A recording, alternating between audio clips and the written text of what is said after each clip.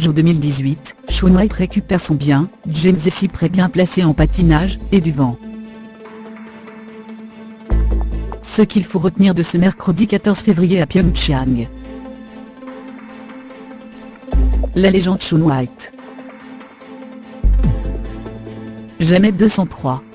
Déjà double champion olympique de snowboard halfpipe, Shaun White a récupéré son titre en s'imposant à Pyeongchang 8 ans après son dernier titre.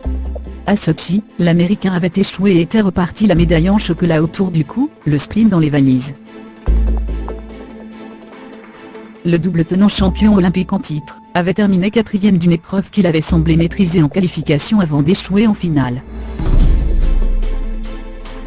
Cette année, il a dû attendre son 3e et dernier passage pour décrocher le « or » au terme d'un concours en normes.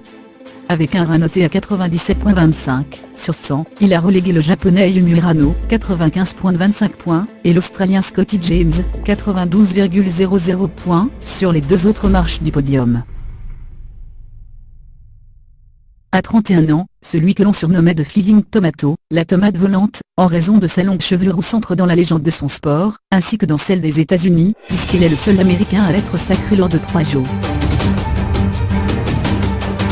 Ce 3e titre est d'autant plus extraordinaire, quand on sait que Shaun White a subi une embolie pulmonaire, 62 points de suture et de multiples opérations de chirurgie plastique pour reconstruire son visage suite à une très vilaine chute en octobre dernier. Les Français James et si près bien placés à l'issue du programme court.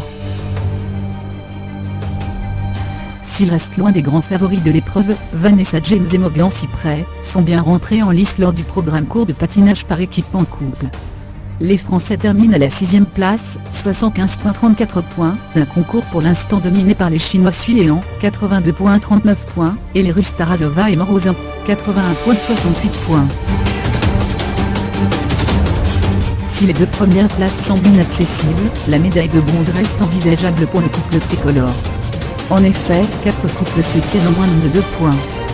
James et Cyprès, 4e à Sochi, gardent une petite chance d'offrir une nouvelle médaille dans cette épreuve à la France, la première depuis 1932. Le vent contrarie toujours plus le programme des Jeux.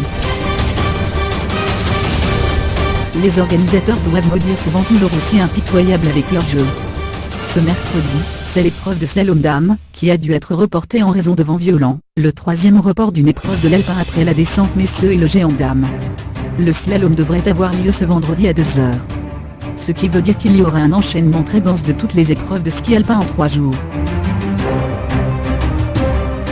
De quoi taper sur les organismes des athlètes, qui souhaitent s'aligner sur plusieurs courses, à l'image de Mikaela Shiffrin. La prodige américaine risque d'être amenée à modifier sa feuille de route.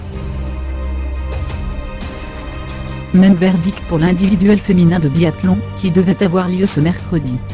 Ce n'est pas une décision pour des raisons de sécurité mais des raisons d'équité.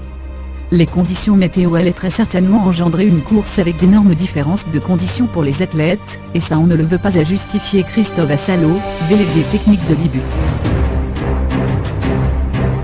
L'épreuve a été reportée à jeudi, juste avant la course masculine qui aura lieu dans la foulée.